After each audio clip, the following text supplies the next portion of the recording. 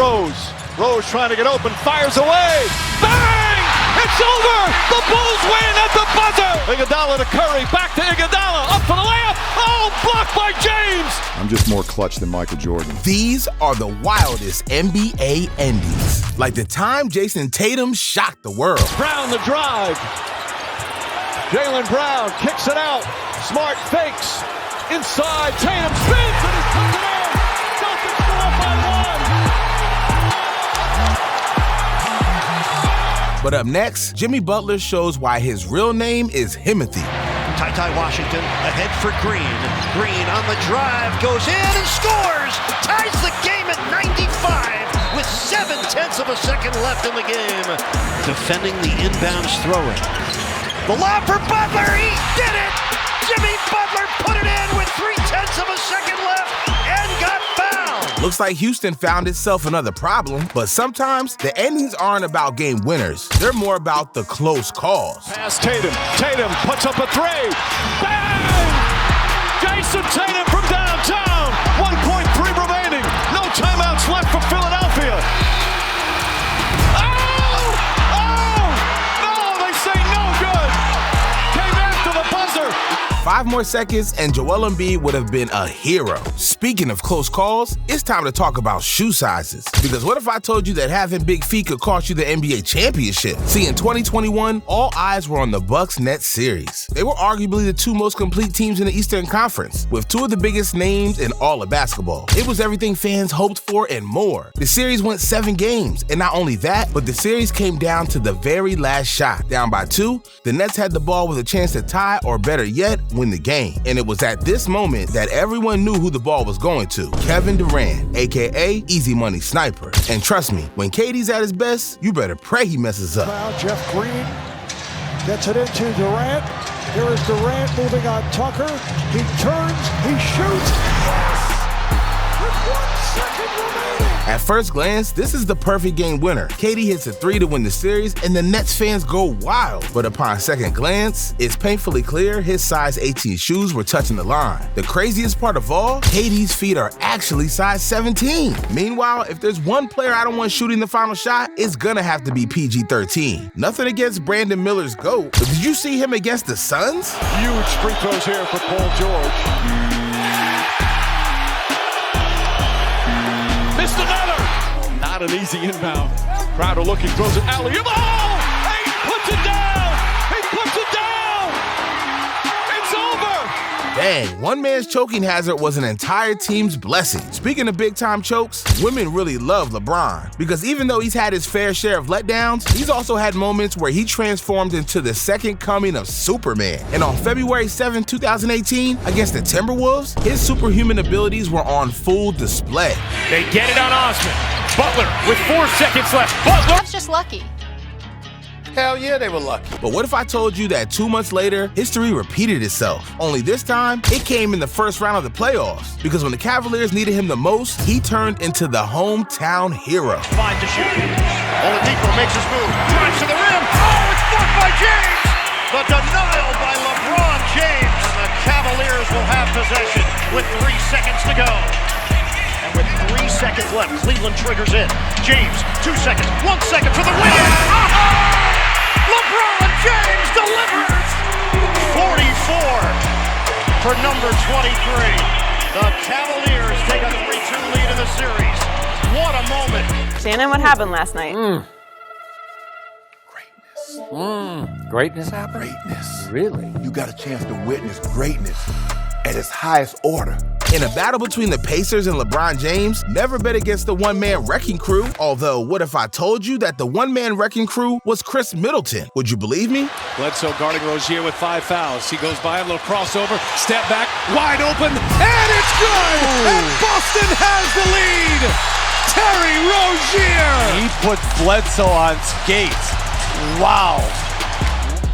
Who's going to get the shot here? Gets it in. Middleton for the tie. Oh my goodness! Chris Middleton ties it. If there's a difference between regular season and playoff basketball, look no further than that. However, when your back is against the wall, are you letting the wall win or are you turning to Luka Magic? I know which one I choose.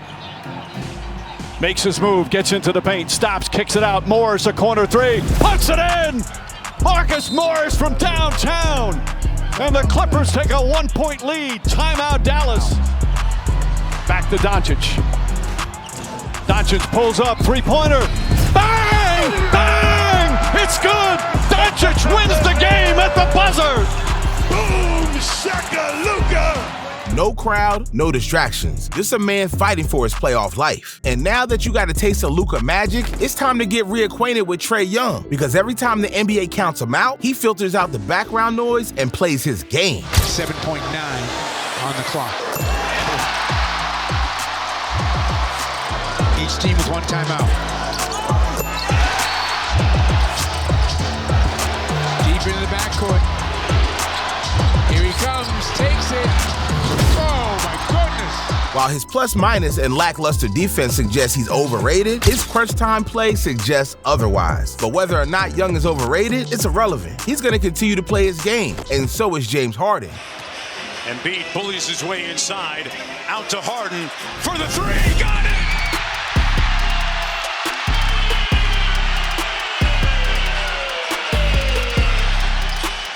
Tatum.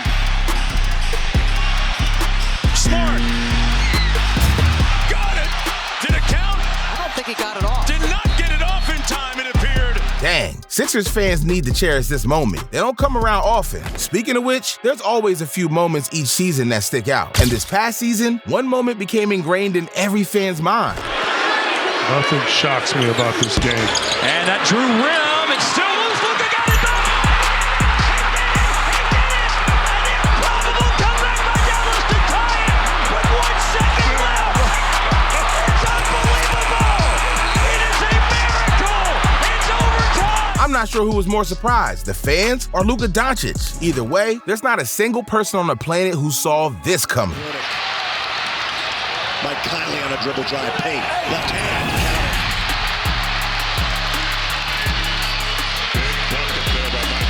They switch, JC out on the perimeter, rising up.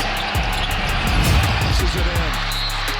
That's what $163 million to get you right there. A guy who is so confident. Conley, left hand, leaves it out to Lowry. 3 balls up, and he's fouled behind the three-point line. Larry Markin has a chance to tie this game. 27 for the tie. Here we go. Fox, marketing, drives, slows it.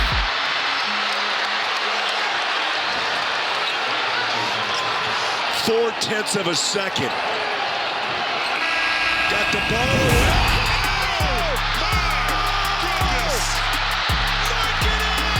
I don't think this is going to count, guys. It didn't get out of his hand in time. Watch. Yep. He needed a tenth of a second left, and he didn't get it. Wow, the Kings dodged a bullet, but unfortunately, the Chicago Bulls weren't so lucky. Because in an unexpected plot twist, Donovan Mitchell missed his free throw, only for this to happen. He missed it.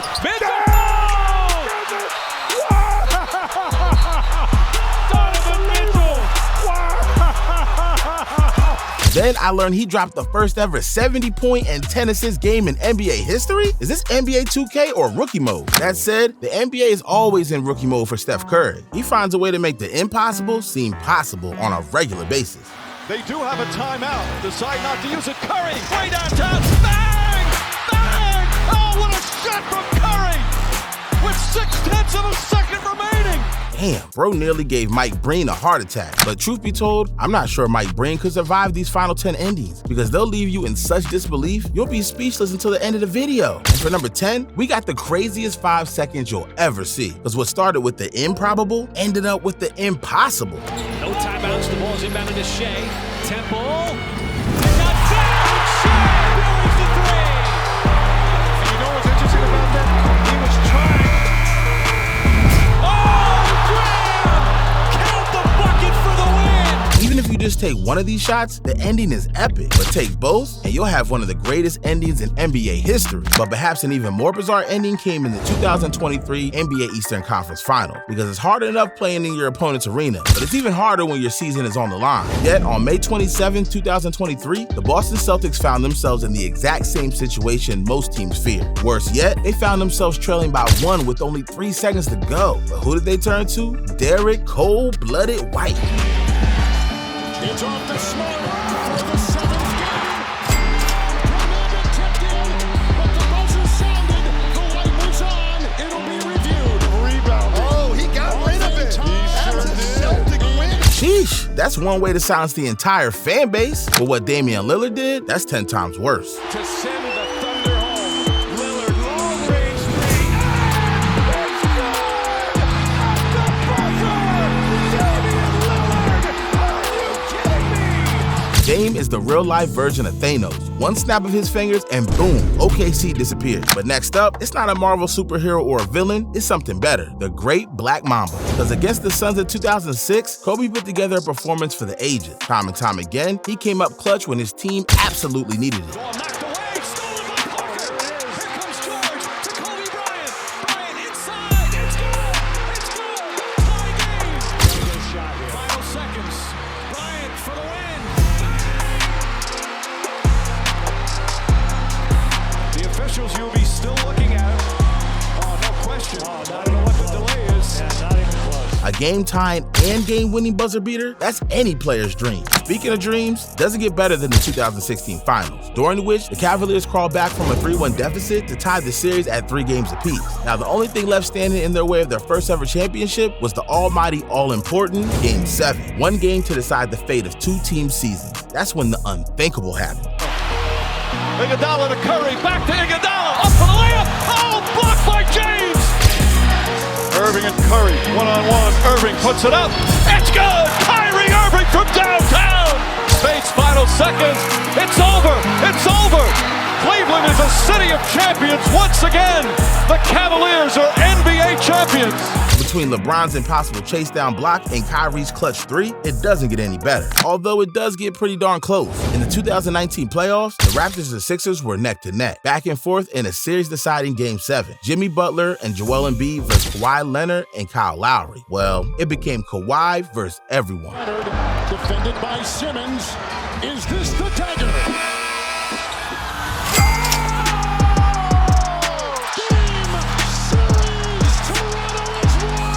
If the fate of the universe was on the line and the Martians had a death beam pointed at Earth and you have to hit it, I want Kawhi. That said, if there's ever a zombie apocalypse, I don't want Kawhi. I want Tracy McGrady. Because when the odds are stacked against him, he gets the job done. And in 2004, the odds weren't just stacked against T-Mac, they were 1,000,000 to 1. Trailing by 8 with less than 40 seconds left, it was now or never. Here's McGrady for 3.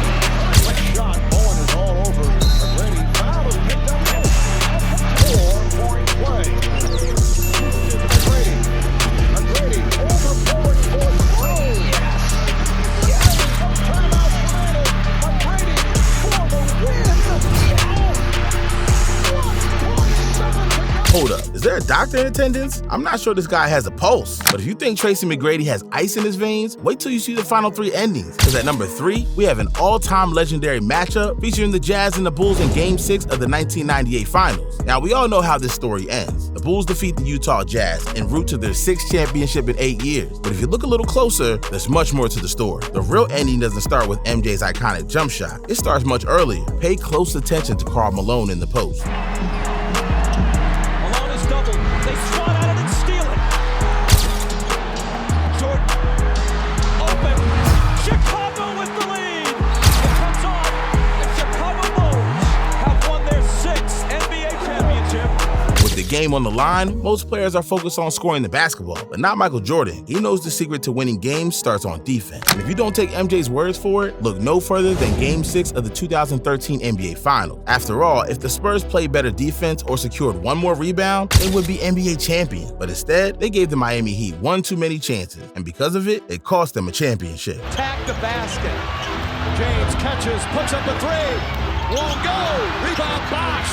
Back out to Allen. His 3-pointer. Bang! Tie game with 5 seconds remaining. Wow, it's moments like these that separate great shooters from legendary shooters. However, we still got one ending left. And spoiler, it took place 18 years before Ray Allen's iconic shot. See, it was Game 1 of the 1995 NBA Finals. The heavy favored Houston Rockets going up against a young Orlando Magic team featuring Shaq and Penny Hardaway. And with mere seconds remaining, the Magic found themselves up by 3. All they needed was one free throw and they could pull off a Game 1 upset. Instead, fans painfully watched as the tragedy unfolded. He couldn't handle it, but the Rockets have hurt themselves on both boards. Today, though, Orlando 12 of 15 at the line. Anderson missing on both, but gets to the rebound and again draws the foul. Rebounding team anyway, they're going to do it by committee, and another miss by Nick Anderson. That's in effect, I believe, yes. And he misses 4 straight. Puts the ball on Anderson. It's rare enough you get 2 chances to ice the game, but 4? Now that's unheard of in the NBA. Yet it still wasn't enough for Nick Anderson, which makes this ending that much more crazier. Ultimately, it didn't just cost the Magic the game, but the team was never able to recover. They wound up losing 4 straight games as Hakeem's Rockets won their 2nd straight championship. And first, we got Russell Westbrook making Drake regret ever opening his mouth. See, it all started with the Lakers down 3 with 25 seconds to go. And Drake started chirping in Brody's ear like he was at a stage rehearsal. Now, at first, it looked like he got in Westbrook's head. Russ to tie the game, hit the side of the board. That brick has Bron ready to trade his ass right there. Now, the Lakers were down 3 with only 12 seconds to play, and everyone expected Toronto to pass the ball in and shoot some free throws to send LA packing. But Westbrook couldn't go out looking silly, so he did the unthinkable. It's Russ! Russ to tie the game!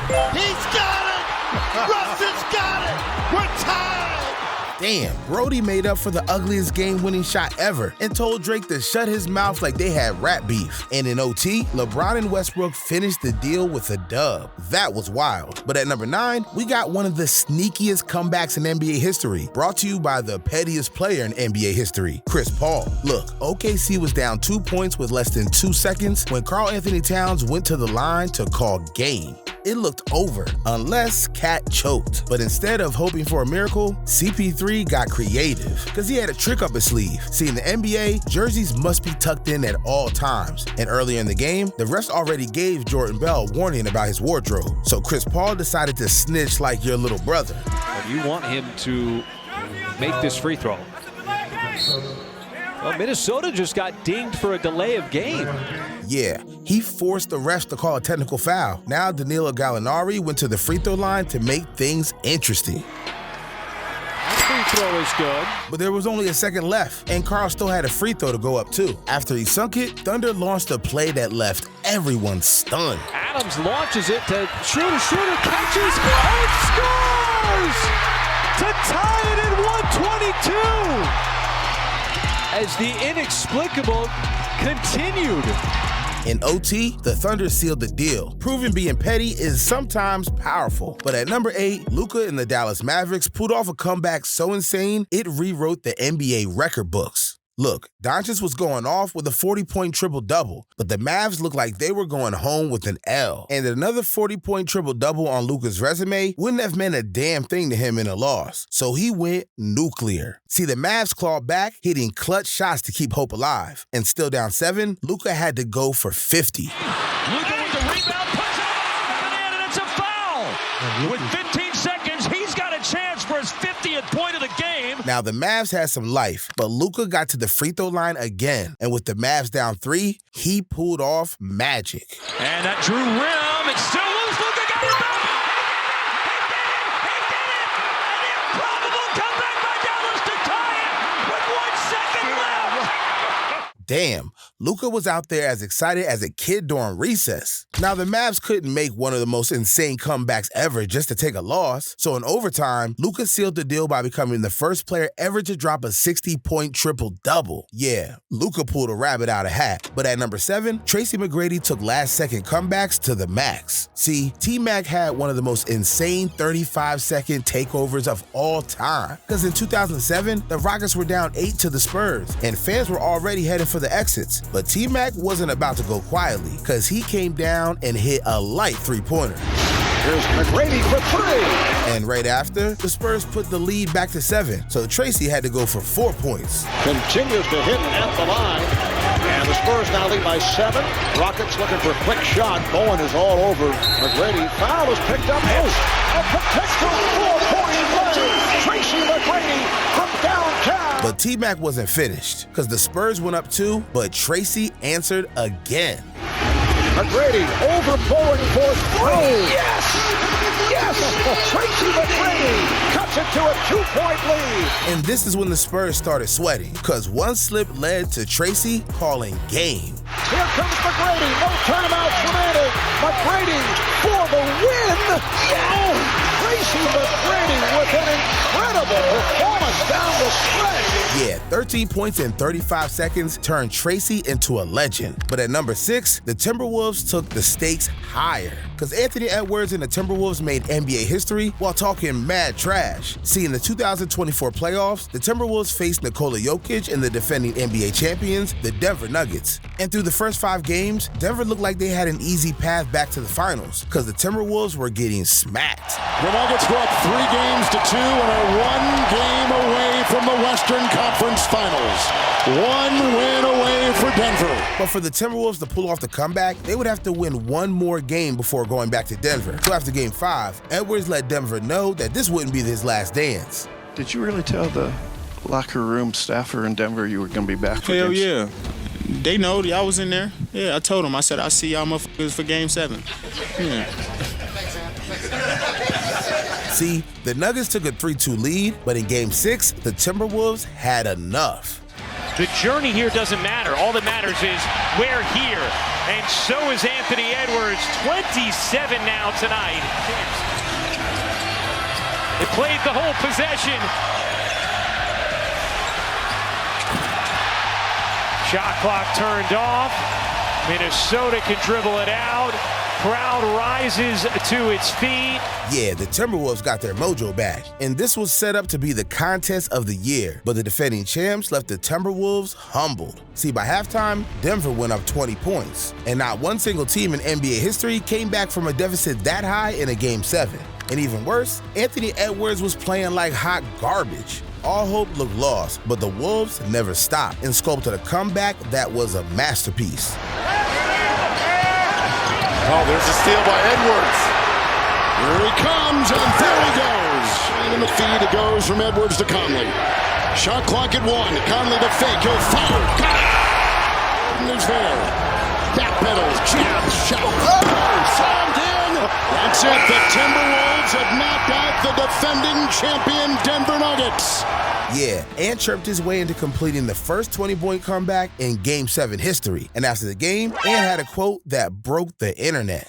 I have not been to Minnesota in probably 20 years. Bring your ass. One comeback turned Ant into an icon, but this next one is as emotional as it gets. See, in the 2019 playoffs, the Clips pulled off the largest comeback in playoff history. But imagine doing it against the greatest dynasty ever. I'm talking about the 2019 Golden State Warriors with Klay Thompson, Steph Curry, and Kevin Durant. Yeah, those guys. And not only were they fresh off back-to-back championships, they were the undisputed favorites rolling into the playoffs as the #1 seed in the West. Meanwhile, the Clippers, they barely squeaked in as the 8th seed, so everyone thought this was going to be a clean sweep. And after Game 1, the Warriors made LA look like a middle school team, but by Game 2, things got even uglier. Because the Warriors did what they did best, splash threes like they were shooting into the bay until they had a 94-63 lead. Now, being down 31 points against the greatest team assembled, most teams would call it quits, but Lou started cooking like a microwave, while Montrez dominated the paint like it was his living room. Williams for 3. Gilgeous-Alexander gets it to Harrell, and he puts it down. And on the other end, Patrick Beverley, all 6 feet of him, was out there annoying Kevin Durant like a fly at a barbecue. See, KD got so frustrated, he hit the showers early. And a foul is called on the Warriors. It is on Durant, number 6 on Kevin Durant. And in the final minutes of the game, a rookie came in and delivered the final blow. An open shot. The Clippers took a 135-131 lead and sealed the greatest playoff comeback to ever happen. Now, that game showed that grit and heart could shake even the most dominant teams. But trust me, the next moment on this list is a whole different kind of crazy. See, he went from being the league's next big thing to battling heartbreak after heartbreak. But throughout all the pain, one game cemented his legacy as one of the most electrifying talents the game has ever seen. Let's go back to 2011, when the 21-year-old was the most electric player in the league, and he proved it by becoming the youngest to win the NBA MVP award. I mean, Rose was ready to become the face of the league, but in the 2012 playoffs, one step sent Rose's career down a spiral. Rose came down bad on his left foot. See him holding onto his knee and down. Now, his ACL kept him out for a season, and everyone was ready for the comeback. But just 1 month into the 2013-2014 year, Rose suffered another nightmare. Now watch right there, he kind of planted. The news of Rose tearing his meniscus was devastating, but Rose kept fighting and even returned for the 2014 season. And he came back for one of the most iconic plays of his career. Looking, finds Rose. Rose trying to get open, fires away. Bang! It's over! The Bulls win at the buzzer! Now, Rose was looking like he beat all the odds and became his old self once again. But the next season, he suffered his darkest moment yet. Derek lost the handle on it, dives for it, and it's out of bounds. At this point, everyone was losing hope in Rose. Look, even his hometown team, whose franchise he completely changed around, left him disrespected. What's up, B?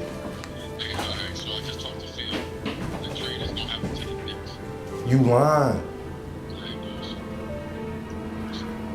Rose was in the darkest hole of his life. See, he was traded to the Knicks, and while flashes of his old explosiveness remained, Rose was only a shell of his former self. But he was still explosive enough to match up with LeBron James in 2018. But Rose's injury patterns kept repeating. Derrick Rose took a shot there from Monroe. Now, Rose couldn't stay away from his injuries, so he reconsidered everything. I mean, he was on the brink of retirement, so he got traded again. And even though Rose could have walked away with millions, he loved the game. But one game reminded everyone that Rose was simply one of the greatest to ever do it. Rose attacks, challenges Gobert, and Gobert couldn't get there in time. Rose. Derrick Rose. 50. A half a century for Derrick Rose here tonight. Dude dropped 50 and showed why he was an NBA idol. What does it mean to you, Derrick? Everything, man. I work my ass off, bro. I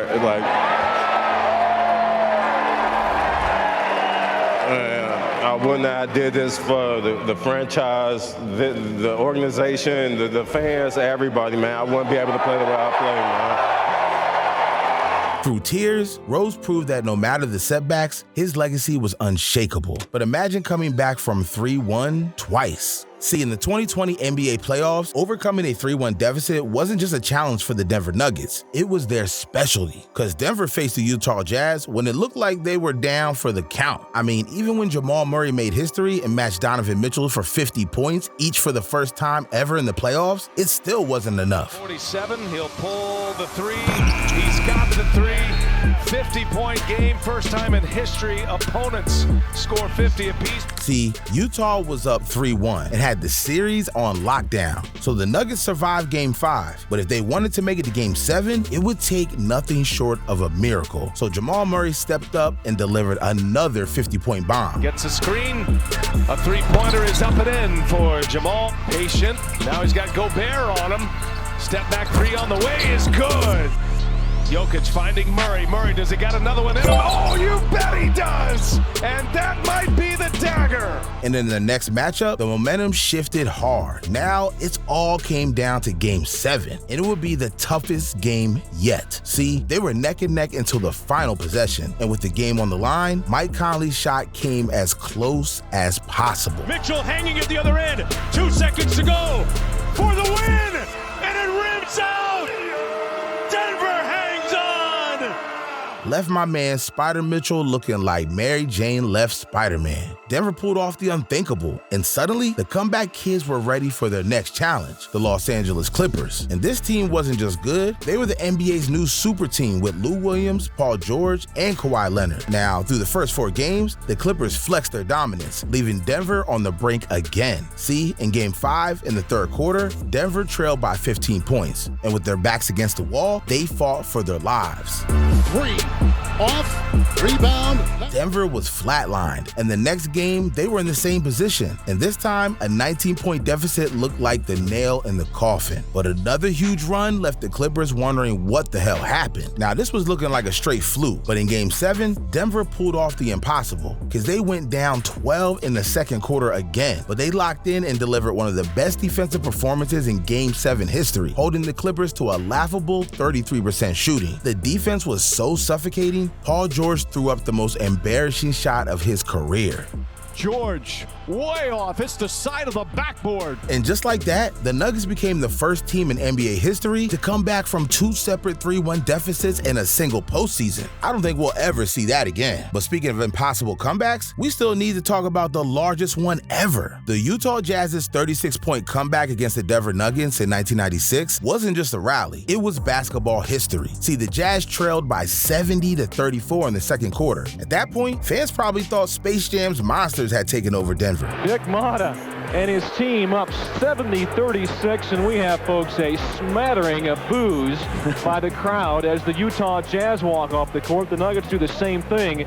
The lead of 34 points at the half, the biggest lead, 36 in this ball game. 7 of 9 for Dale. McDyess, 5 out of 7. Bryant Stith, 5 out of 7. Hammonds misses 1. Johnson and McGinnis don't miss any shots in that first half. But the Jazz weren't going out like that. Led by Karl Malone and Jeff Hornacek, Utah stormed back with relentless defense and perfectly executed offense. Because by the third quarter, they had sliced the deficit in half. By the fourth, it was all about heart, and they had plenty of it. The Nuggets couldn't believe their eyes as the Jazz flipped the script, tying the game late, and when the dust settled, Utah walked away with an unthinkable 107-103 victory. Malone, yeah.